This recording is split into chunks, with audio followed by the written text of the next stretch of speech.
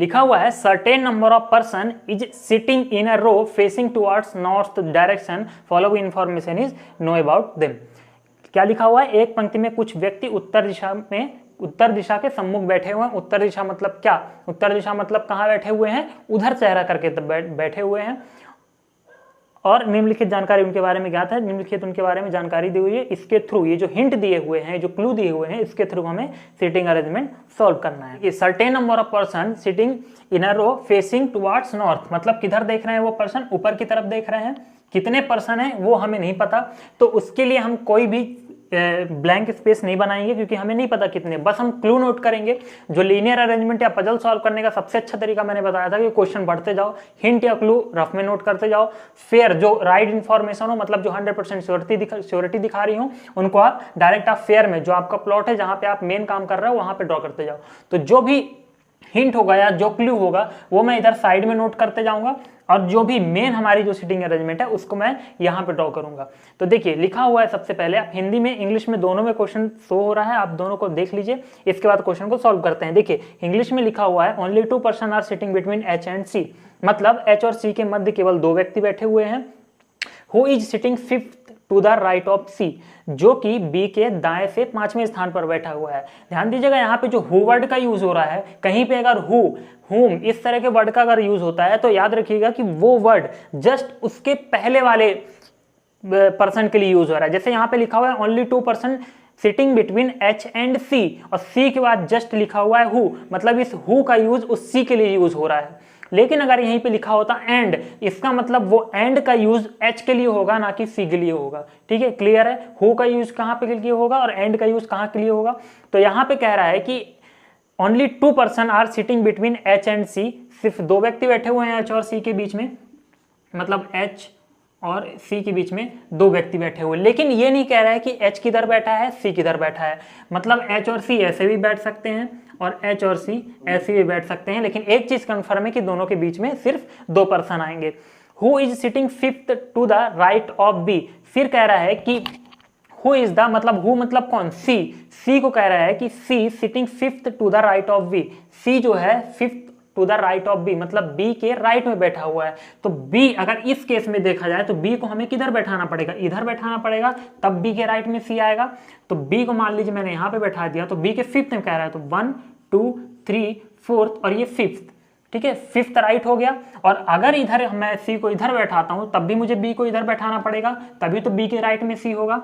तो 3 तो ऑलरेडी बैठे, एक और बैठा दो बी को है। तो देखिए first second third fourth fifth, fifth to the right, fifth to the right, ये बन गई 2 पॉसिबिलिटीज ये हो सकती हैं।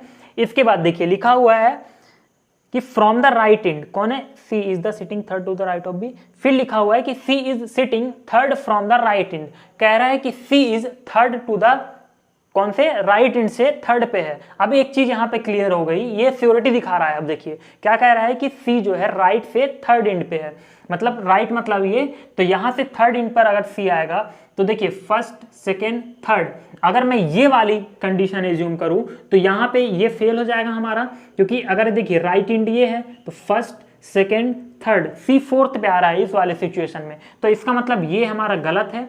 इसको हम बना सकते हैं, तो यहां पे हमें कितने पर्सन रखने होंगे, फर्स्ट सेकेंड 2 ही पर्सन रखने होंगे, तभी तो सी थर्ड पे आएगा। क्या बोल रहा है कि C is sitting third from the right end, मतलब सी थर्ड से राइट पे है, मतलब राइट से दाएं छोर से कितने, तीसरे स्थान पे है, तो पहले दूसरे और तीसरे स्थान पे सी है।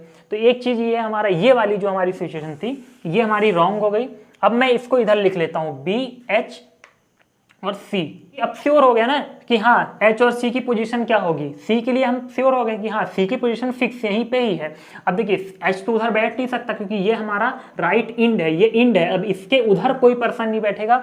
अब ये राइट इंड है, मतलब इसके उधर तो कोई नहीं बैठेगा, ये एक चीज क्लियर है, इसीलिए हमने इसको फेयर में नोट कर लिया। अब देखिए फिर लिखा हुआ है, फिर क्या लिखा हुआ है, D is the right end, C is the from the right end. फिर लिखा हुआ है D is sitting at left most end of the row, कह रहा है कि डी जो है एकदम लेफ्ट में बैठा हुआ है, आखिरी में।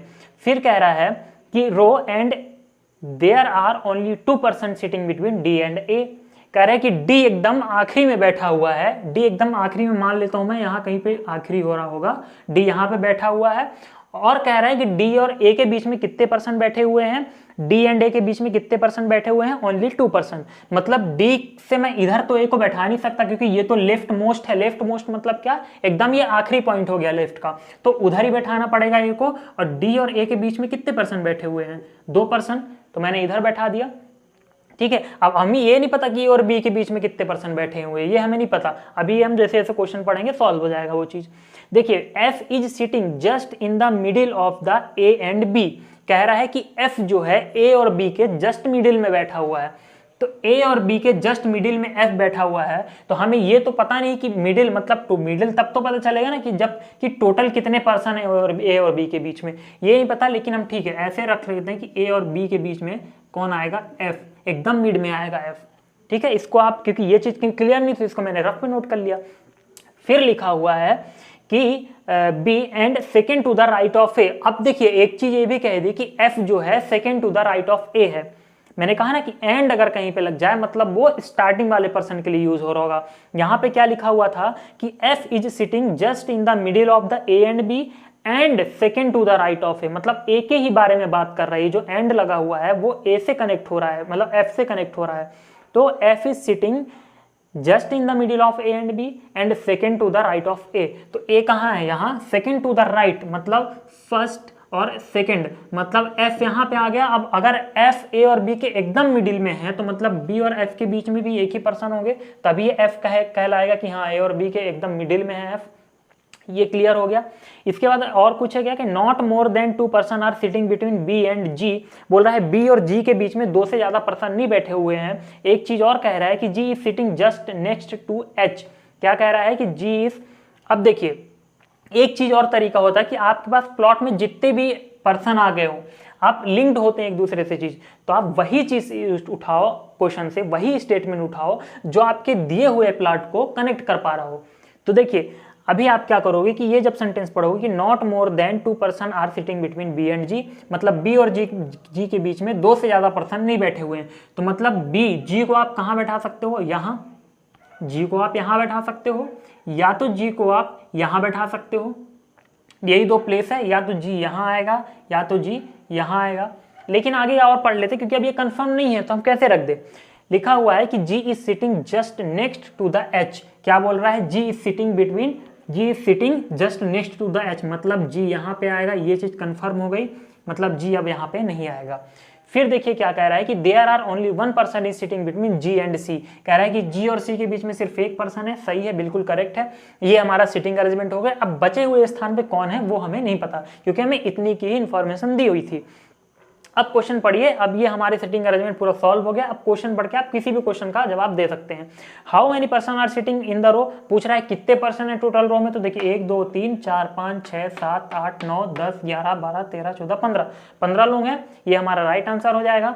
इसके बाद देखिए दूसरा पढ़िए, how many people are sitting between A and B, A और बी के बीच में कितने पर्सन है, 3 पर्सन। ये हमारा राइट आंसर हो जाएगा।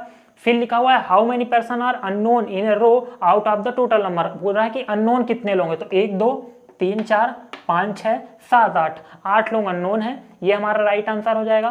फिर लिखा हुआ how many person are sitting in the left of person which is third to the right of H. बोल रहा है कि जो कि क्वेश्चन में कह रहा है कि how many person are sitting to the left of person which is third to the right of H. जो पर्सन एच के थर्ड राइट में है उसके लेफ्ट में कितने लोग बैठे हुए हैं। तो एच का थर्ड राइट क्या हो जाएगा, first second third, third right H का सी, और सी के लेफ्ट में कितने लोग बैठे हुए हैं गिन लीजिए, 1 2 3 4 5 6 7 8 9 10 11 12 लोग बैठे हुए हैं। 12 इसका राइट आंसर हो जाएगा।